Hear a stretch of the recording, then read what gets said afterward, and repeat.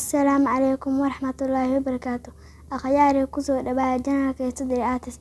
Maanta waxaa idin hayaa sheekadaas oo aan filayo inaad ka heli doontaan. Haddan waxaa bilaabaneynaa sheekadeeni. Bari baa waxaa saaxiib ahaa yaxaas iyo dawaco. Dawacadu waxay ahayd mid caqli badan, waxayna ka cabi jirtay biyaha webiga meesha uu yaxaaska joogo. Maalin ayay la kulantay yaxaas oo ay wada sheekaysteen. Marka dawacadu ma aysan lahayn carab, laakiin yaxaasku wuu lahaa. Dawacadiina ayaa ku tiri, yaxaasow, waxaa jirto arrin aad iyo aad u weyn. Markaasuu ku yidhi, waa maxay arrintaas? Markaasay ku tiri, haddaan kuu sheego, u malayn maayo in aad iga caawinaysid. Markaasuu ku yidhi, waa ballan, haddaan aqaano ama ogahay arrinka jiro in aad kaa caawiyo.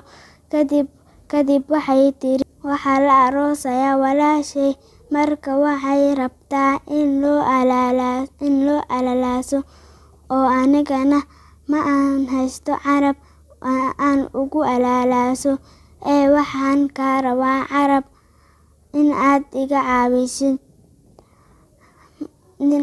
caawisid carabkaaga si aan walaashay ugu alalaaso arooskeeda, adigana aan kuugu soo celiyo beri subaxdii marka aan webi biyaha soo doonayo.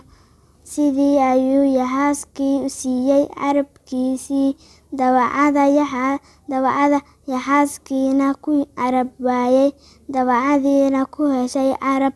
Marka waxaa lagu maamaahaa, intaad farin ka fiirso. Yaxaaska kama uusan fakirin waxa ku dhici doona. Beri maanta yaxaas waa carab la'aan, dawacana waxay leedahay carab.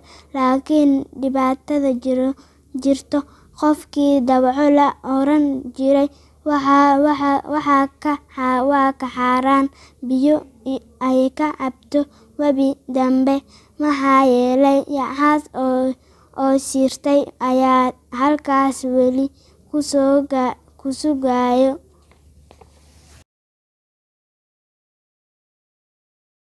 Akhyaari sheekadan